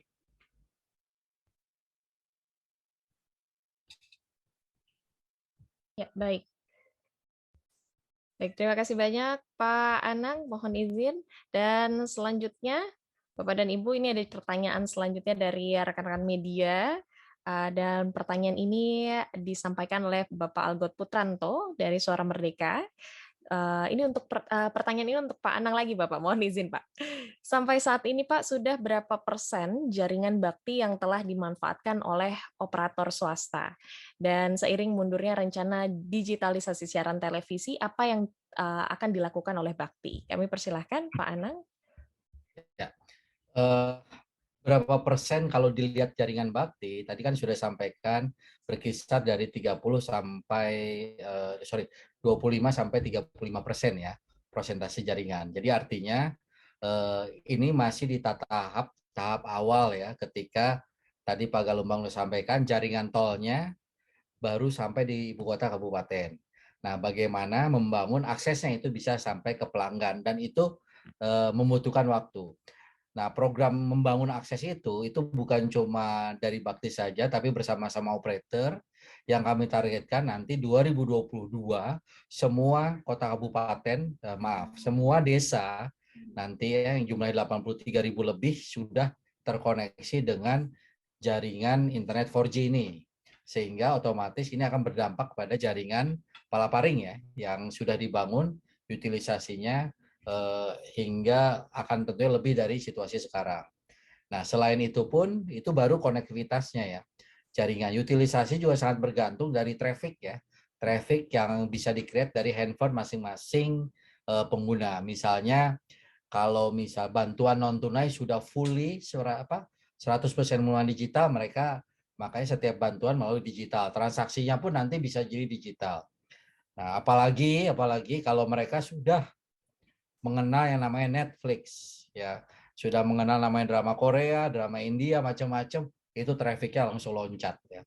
Pengalaman kami dari Australia ya, karena Australia mengembangkan metode yang sama seperti Bakti, pemerintah ditugaskan menyelesaikan infrastruktur, itu traffic mereka loncat ketika semua rumah tangga sudah ada Netflix-nya, walaupun itu di remote area atau di pelosok-pelosok.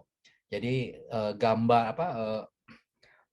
aplikasi yang menggunakan video atau gambar seperti YouTube lain-lainnya, apalagi nanti misalnya edukasi online yang sudah juga menggunakan video seperti apa yang digunakan Ruang Guru ya, sampai ke lokasi anak-anak sekolah di rumah, nah itu trafficnya akan langsung loncat. Itulah kenapa ketika utilisasi kami mendorong juga untuk kementerian atau lembaga lainnya ya menciptakan program pemerintah ya sudah dalam bentuk digital yang khususnya terkait dengan layanan masyarakat. Demikian Mbak Anissa. Baik, terima kasih banyak Pak Anang. Berarti memang berkesinambungan ya Pak satu sama lain ya Pak ya. Baik, terima kasih Pak. Dan selanjutnya ini ada pertanyaan dari Mediana. Ini dari Harian Kompas untuk Bapak Galumbang Menak. Dan pertanyaannya adalah utilisasi palaparing idealnya sudah sentuh berapa ya Pak? Lalu dikatakan tadi total kabel di Indonesia sangat rendah. Sebabnya apa Pak? Dan apakah karena geografis dan memang harusnya ini targetnya di angka berapa? Kami persilahkan Bapak Galumbang. Terima kasih Bu Anita. Jadi pertama, menurut rencana harusnya utilisasi palaparing. Kalau Barat tadi saya sampaikan sudah 36%, itu sesuai dengan yang direncanakan semula ya. Tapi kalau Timur itu masih sekarang 21%, harusnya sudah mencapai 30%. Jadi ini ada sedikit keterlambatan secara pencapaian target okupansi. Terus pertanyaannya kenapa di Indonesia itu secara investasi artinya panjang kabel, penetrasi kabel itu lebih rendah dibanding ASEAN. Saya kira memang kenyataannya satu tentunya adalah kenyataan yang pertama bahwa kalau Bapak lihat investasi ICT di Indonesia per GDP-nya jauh lebih rendah dibanding dengan negara-negara ASEAN. Kita jangan bandingkan dengan negara ASEAN seperti Singapura, tapi even dibanding dengan Filipina dan lain sebagainya ya. Salah satunya tentunya bukan karena memang saya kira tahu sama tahu kita. Saya lalu sampaikan beberapa di media juga bahwa ini bukan masalah hanya uang. Uangnya ada tapi belum tentu eksekusinya mudah. Contoh yang paling sederhana, saya kira regulasi kita belum friendly terhadap apa yang disebut dengan pembangunan infrastruktur FO itu. Banyak wali kota yang mengatakan, oh saya mau jadi smart city, katanya. Tapi di lain pihak kalau orang mau bangun fiber optik di kotanya, waduh, izinnya sulit sekali. Sebagai contoh yang sederhana, mungkin tatanan izin di tempat kita itu yang paling kompleks di seluruh dunia ya. Mungkin bahkan dibanding kalau ada di planet Mars mungkin fiber optik, izin di Indonesia itu jauh lebih sulit dari planet Mars kali ya. Contoh sederhana saya sampaikan ke Ibu, Bapak atau Ibu. Bangun dari sini ke daerah Cikarang aja, Anda butuh 29 izin. Satu, pertama jalan nasional. Kedua, jalan kabupaten. Ketiga, jalan provinsi. Keempat, ada lagi crossing kereta api. Kelima, ada lagi crossing jalan tol.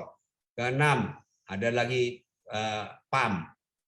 Jadi saya bisa contohkan, bangun 60-70 km bisa butuh 29 izin, tergantung areanya. Itu yang terjadi. Nah ini tidak terjadi di negara lain. Kebetulan kami beroperasi juga di negara lain. Kalau di negara lain itu satu aja. Kominfo-nya aja yang berurusan. Kominfo berurusan dengan departemen lain. Itu yang terjadi. Jadi penetrasi kita bukan karena bicara duit rendah. Tapi ini rejim perizinan kita nggak friendly kan. Itu aja. Masih banyak yang harus diperbaiki juga ke depannya ya Pak Galumbang ya. Ya. Iya baik. Terima kasih banyak Pak Galumbang untuk jawabannya dan selanjutnya ini ada pertanyaan. Boleh Mbak Anissa? Iya boleh, baik kami persilahkan Bapak. Memang di Palaparing ya kita coba inisiasi pemerintah yang maju untuk perizinan. Ya. Tapi pada faktanya pemerintah juga kerepotan Bu, ketika perizinan dengan kementerian lainnya. Ya saya bisa bayangkan kalau badan usaha yang maju itu diperlakukan seperti itu, kita coba pemerintah yang maju. Kita juga ternyata tidak mengalami kemudahan ya, walau Palaparing ini berlabelkan proyek strategis nasional. Ya itu sebuah fakta yang ada, tapi Pak Jokowi saya kira tetap komitmen ya bagaimana menjalankan konsep itu kan one single shopping ya. Jadi perizinan satu atap ya, bahkan secara online ya. Secara perlahan saya kira ini akan merubah ya situasi perizinan ke depan. Ya kalau Pak Galumbang merasakan susah tentu membandingkan dengan negara lain, betul ya, di negara lain itu proses itu serba mudah lainnya. Nah inilah yang akhirnya kita membutuhkan waktu bagaimana proses perizinan ini terkonsolidasi setidaknya dari pusat sampai daerah ya, proses itu. Demikian Mbak. Baik, terima kasih Pak Anang atas jawaban tambahannya Pak. Berarti memang harus berproses secara bersama-sama ya Pak ya, secara periodik juga dari seluruh stakeholder yang ada ini. Baik, terima kasih banyak Pak Anang. Dan selanjutnya pertanyaan selanjutnya ini kami persilahkan juga dari Ortu dari Bira untuk Bapak Galumbang Menak. Dan pertanyaan ini, Bapak mohon izin, bagaimana menyikapi ancaman yang luar biasa saat pembangunan Palaparing Timur? Progresnya saat ini bagaimana di Timur, Pak? Kami persilahkan, Bapak Galumbang. Ya, hanya satu caranya. Kalau kita tadinya kan kita berpikir, masa saya mau bangun tentara sendiri kan nggak mungkin. Jadi satu-satunya cara adalah kita kerjasama dengan TNI dan Polri, khususnya TNI ya. Jadi di sana kita bahu membahu lah dengan TNI, nggak ada jalan lain. Tapi seperti yang saya bilang, kalau di tempat-tempat lain mungkin kita pakai pasukan 1 peleton itu selesai. Kalau di sana nggak bisa, sekali jalan harus 3 peleton, baru bisa aman. Karena saya kira kita juga sering dengar berita ya, kalau cuman Koramil doang ya diserang itu kan. Itu yang terjadi ya. Jadi hanya itu caranya. Jadi memang ini nah tapi terima kasih ke TNI di sana. Seperti yang saya bilang, di sana cukup kondusif dan cukup sangat bantu kita. Saya kira ini juga bantuan karena kami juga suratin juga Kominfo, terus Kominfo juga saya kira datang baik-baik ke Panglima. Jadi bantuan-bantuan dari teman-teman TNI di sana sangat cukup bagus dan hampir boleh dibilang situasinya di sana orang PTT itu yang badan usaha dengan TNI itu udah kayak teman aja. Itu strategi kita. Baik, terima kasih banyak Pak Galumbang. Berarti memang banyak sekali juga tantangan-tantangannya, tapi ya masih ada yang bisa dijadikan solusi. Seperti itu ya rekan-rekan media. Baik, mohon izin Bapak, selanjutnya ini ada pertanyaan dari rekan-rekan media juga. Di pertanyaan selanjutnya ini dari Pak Agus, detik.com. Untuk Bapak Anang Latif. Mohon izin Pak, pertanyaannya adalah berapa investasi untuk membangun infrastruktur Palaparing integrasi ini? Karena apakah saat ini bisa dijelaskan sumber pendanaannya dan apakah calon investornya sudah ada?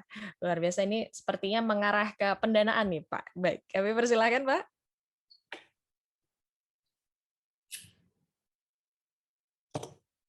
Ya, baik, mohon izin Pak Anang belum terdengar. Baik, terima kasih Bapak, kami persilahkan. Ya, kami sudah melakukan studi awal ya terkait dengan Palaparing integrasi ini. Panjang kilometernya tadi mendekati juga panjang Palaparing jilid pertama, yaitu 12.000 kilometeran kira-kira ya. Investasinya juga hampir mendekati, membutuhkan kira-kira 8 triliun. Nah, sumber pembiayaan dari mana? Sepertinya sulit untuk mendapatkan pembiayaan dari pemerintah, sehingga kami akan mengupayakan menggunakan skema PPP atau kerjasama pemerintah dengan badan usaha. Ya, jadi harapannya bagaimana? Apakah investor ada? Nah, proyek Palaparing ini menjadi benchmark kita ya, reputasi bakti untuk menggelar KPBU pertama ya, khususnya di jenis KPBU availability payment ini, sehingga pengalaman dari sini rasanya tidak sulit ya mencari pembiayaan untuk proyek ini dari badan usaha.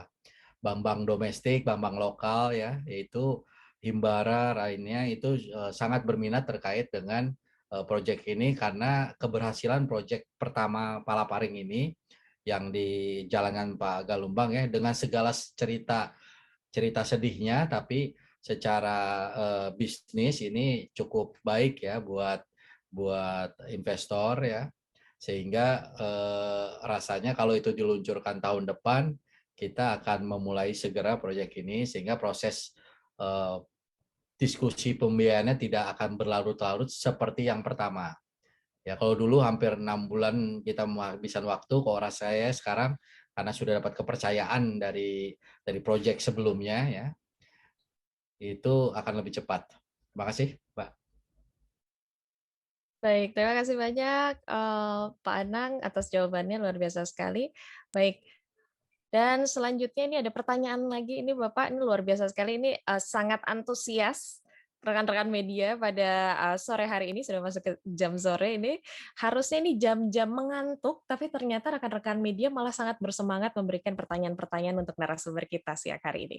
Baik, mohon izin untuk pertanyaan selanjutnya ini dari Pak Bisman, Radar Bekasi, untuk Bapak Galumbang Menak.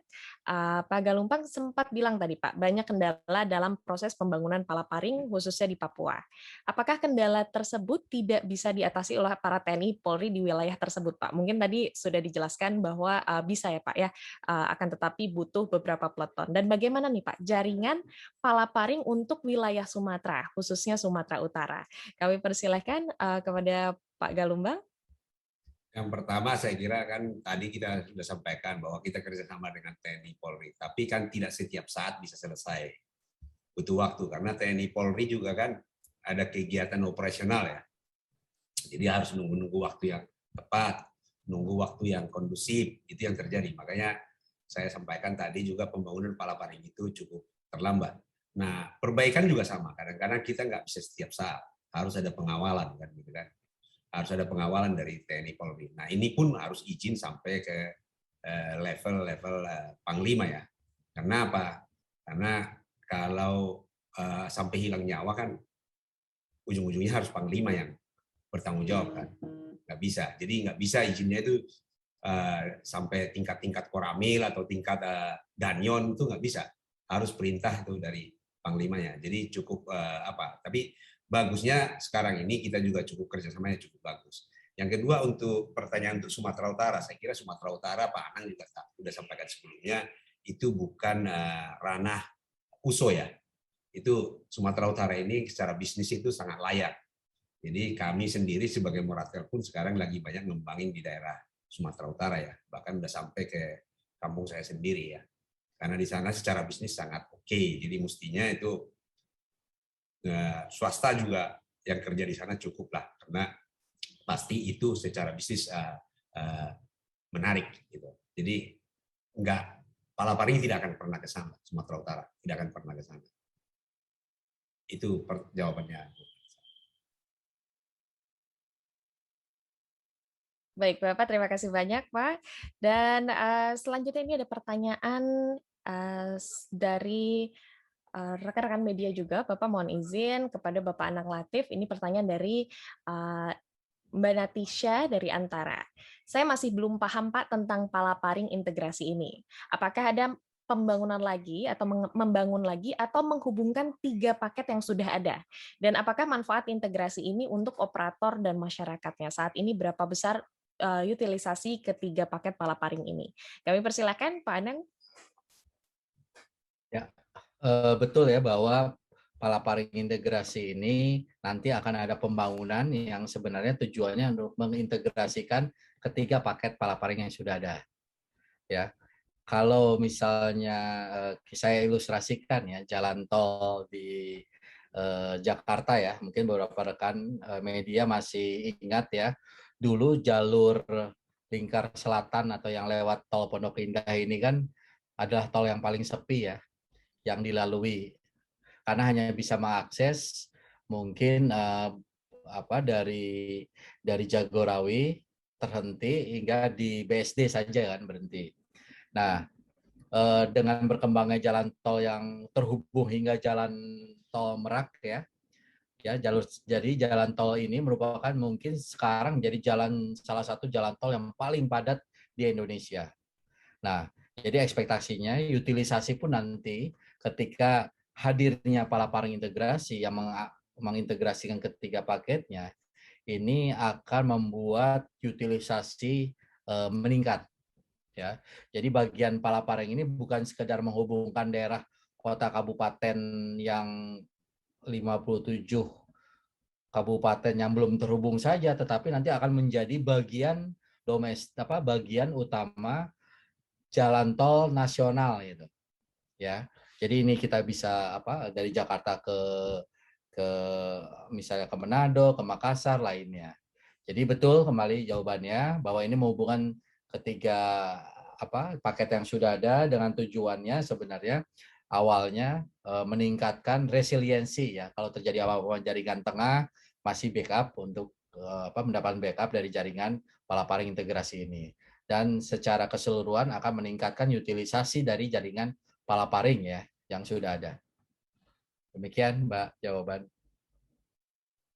Baik, terima kasih banyak kepada Bapak Anang, dan ini sepertinya pertanyaan terakhir nih Pak. Mohon izin nih kepada Pak Anang lagi, mohon izin Pak, diberikan oleh Pak Herianto dari Semarak.co.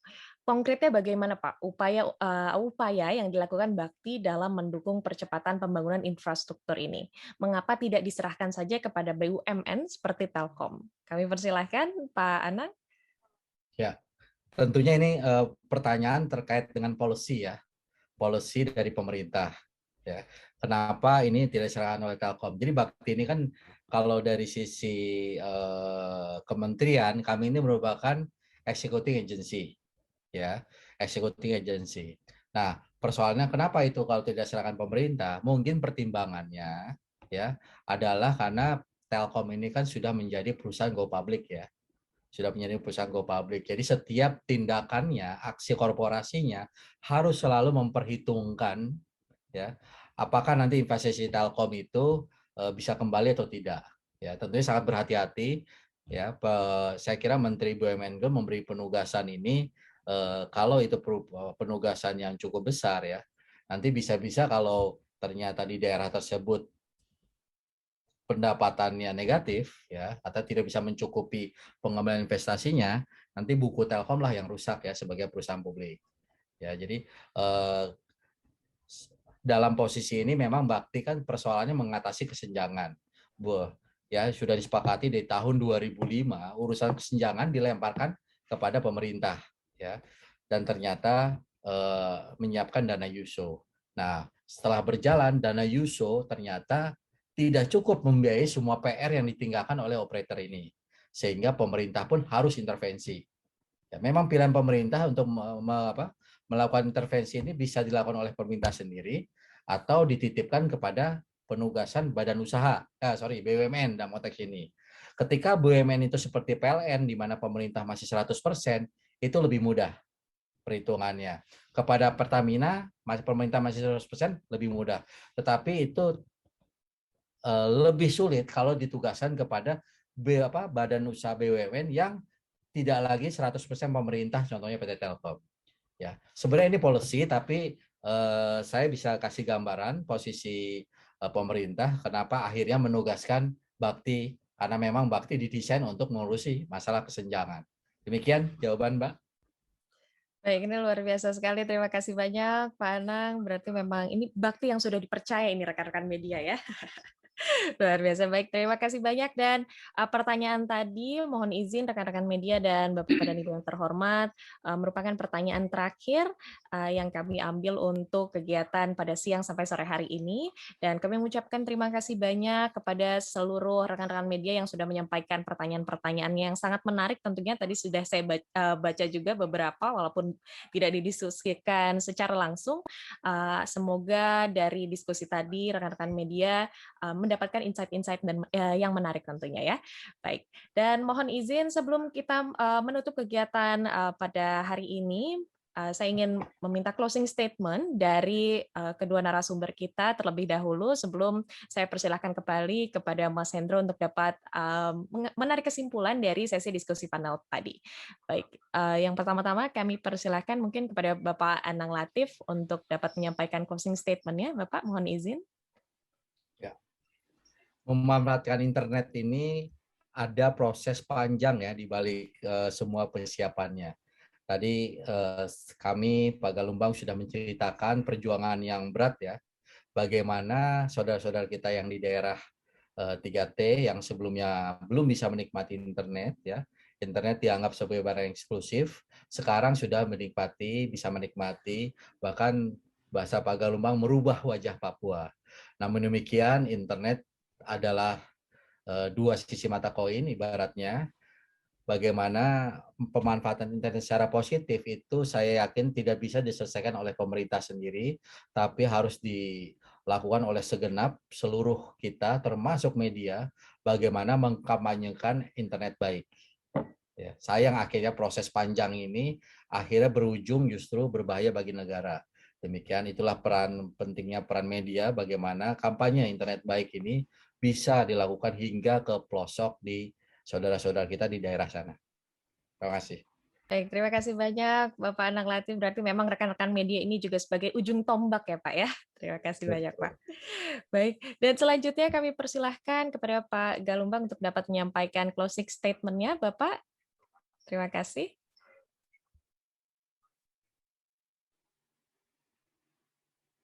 Ya, baik. Mohon izin, Bapak belum terdengar. Mohon dapat tindakan terlebih dahulu. Terima kasih. Saya kira transformasi Indonesia menuju digital itu adalah sebuah keharusannya. Karena kalau kita nggak transform Indonesia ke arah digital, saya kira kita akan tertinggal dibanding negara lain.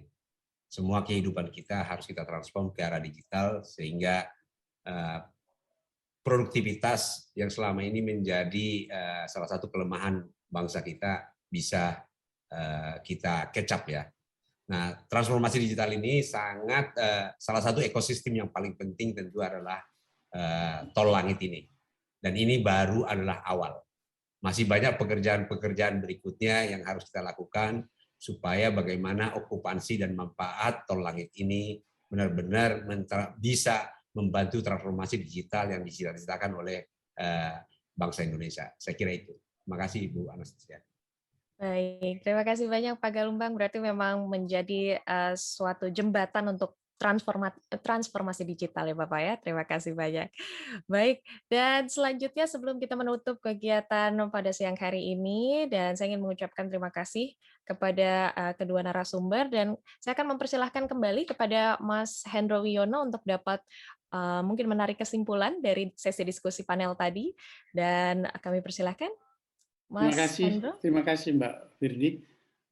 Dari pertemuan kita sore ini ternyata kita bisa tahu bahwa apapun yang dilakukan Bakti dan semua rekan-rekan mitra-mitra kerjanya pihak swasta tidak bisa berjalan baik kalau tidak didukung semua pihak. Oke, pemerintah daerah mendukung soal lahan, aparat keamanan mendukung soal keamanan meskipun tidak mungkin maksimal, padahal korban sudah banyak, tetapi itu harus tetap dilakukan. Yang paling mengesalkan adalah perizinan yang tadi diungkapkan oleh Pak Galumbang, itu ternyata kita masih di zaman kayak seperti di zaman kuda gigit batu, ketika kuda gigit besi, ketika hanya untuk 60 sekian kilometer masih diperlukan 29 izin. Pemerintah masih harus fokus dalam perizinan ini sehingga memperlancar pekerjaan bakti. Toh kepentingan masyarakat banyak yang harus diutamakan, bukan kepentingan PAD dari masing-masing daerah saja.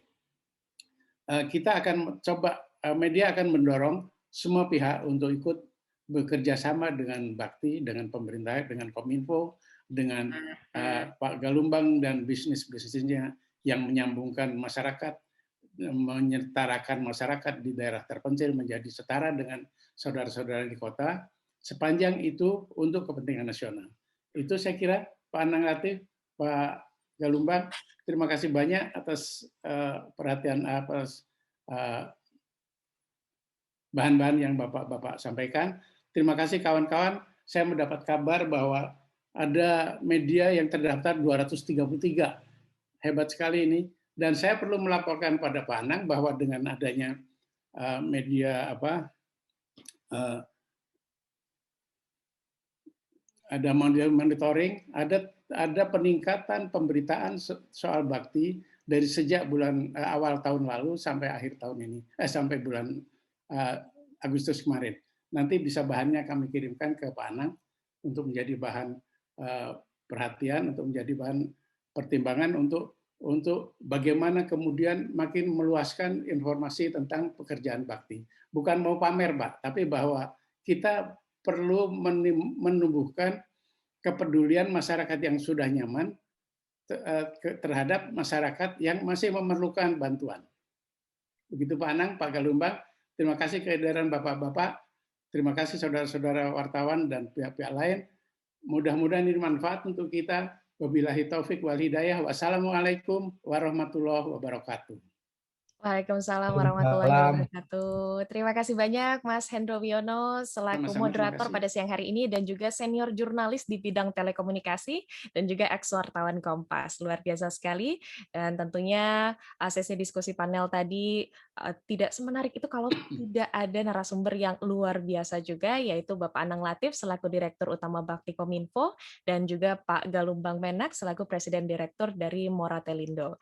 Dan tentunya rekan-rekan media tadi kita sudah bersama-sama mendengarkan upaya Bakti dalam mendukung percepatan pembangunan infrastruktur digital dan sejauh mana utilisasi palaparing yang sudah dibangun, yang sudah disampaikan oleh Bapak Anang Latif, dan juga kendala dan tantangan apa saja yang dihadapi dari pembangunan infrastruktur digital, dan tentunya strategi ke depannya dari pembangunan palaparing ini seperti apa. Itu yang telah disampaikan oleh Pak Galumbang. Dan tentunya diharapkan juga jaringan ini akan menjadi tumpuan semua penyelenggara telekomunikasi dan pengguna jasa telekomunikasi di Indonesia yang nantinya akan terintegrasi dengan jaringan yang telah ada. Dan tentunya di sini perlu peran dari rekan-rekan media yang menjadi ujung tombak untuk menciptakan internet yang baik, internet yang sehat untuk seluruh masyarakat Indonesia. Baik, dan rekan-rekan media, sebelum menutup kegiatan hari ini, saya ingin menyampaikan terlebih dahulu beberapa informasi. Yang pertama ialah materi narasumber dapat diunduh di bit.ly/materi-mediasila1409 dan juga kami persilahkan untuk dapat mengisi daftar hadir atau presensi pada bit.ly/absen-mediasila1409. Dapat dilihat juga mungkin di chat box Zoom meeting ini bagi rekan-rekan media yang ada yang tertinggal, mungkin mohon izin. Dan selain itu juga saya ingin menyampaikan tentang tata cara mengikuti writing challenge. Nah, di sini rekan-rekan media kami mohon izin dan mengharapkan sekali untuk rekan-rekan media mengikuti writing challenge ini. Dan kompetisi ini, kompetisi penulisan diikuti oleh jurnalis media online di Indonesia, dan kemudian bahan penulisan diperoleh dari acara webinar hari ini, webinar Forum Media Sila, dan kemudian artikel berupa news ataupun feature dengan gaya bahasa dari rekan-rekan media sendiri, serta disesuaikan tentunya dengan kaidah jurnalistik dan karakter dari media masing-masing. Dan selain itu, angle dari artikel news ataupun feature dibebaskan kepada rekan-rekan media dan tentunya dapat memberikan pemahaman positif ya dan mencerahkan masyarakat Indonesia. Selain itu juga setiap jurnalis dapat mengirimkan lebih dari satu artikel dengan angle penulisan berbeda. Ini saya yakin rekan-rekan media mungkin di sini ada yang ingin menuliskan 10 mengikuti 10 writing challenge ini, boleh silahkan ya, 10 artikel ditaruh semua silahkan. Dan tentunya jumlah kata per artikelnya diminimalkan pada 250 kata, jadi kami persilahkan untuk menuliskan artikelnya di atas 250 kata.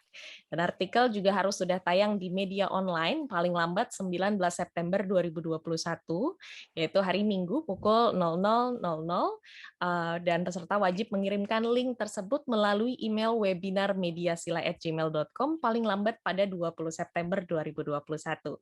Dan tentunya dengan mencantumkan nama, instansi ataupun nama media, nomor telepon, dan juga email.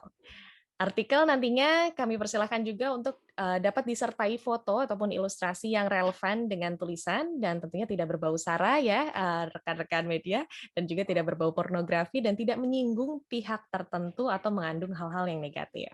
Dan tentunya akan ada total hadiah senilai 5 juta untuk 5 pemenang, dan pengumumannya nantinya akan disampaikan pada 24 September, disampaikan kepada rekan-rekan masing-masing nih ya, WhatsApp dari rekan masing-masing. Wah, ini pasti langsung pada deg-degan ya, tanggal 24 September itu. Aduh, saya menang nggak nih ya? Saya coba cek WhatsApp terus ternyata. Jadi udah bukan ngecek chat gebetan, tapi ngecek siapa nih pemenang writing challenge pada 24 September itu. Baik, terima kasih banyak rekan-rekan media. Itulah dia diskusi pada webinar dengan tema Apa Kabar Tol Langit pada hari ini. dan semoga dapat memberikan informasi terkait update dari Palaparing. Dan tentunya Kementerian Komunikasi dan Informatika melalui Bakti Kominfo juga mengucapkan terima kasih kepada yang terhormat para pembicara, yaitu Pak Anang Latif dan Pak Galumbang Menak. Terima kasih banyak Bapak sekali lagi. Dan tentunya terima kasih juga kepada Mas Hendro selaku moderator pada hari ini dan juga seluruh rekan-rekan media dan peserta yang sudah bergabung dengan sangat antusias dan sudah berpartisipasi tentunya dalam mengikuti kegiatan ini. Dan kami persilahkan juga sekali lagi para peserta dapat memfollow media sosial @baktikominfo dan @kemenkominfo untuk informasi kegiatan lainnya. Seluruh pembicara dan peserta kegiatan kami persilahkan juga untuk dapat melanjutkan aktivitasnya kembali. Dan saya Anissa Firdi pamit undur diri. Saya mengucapkan terima kasih dan salam sehat, sampai jumpa kembali.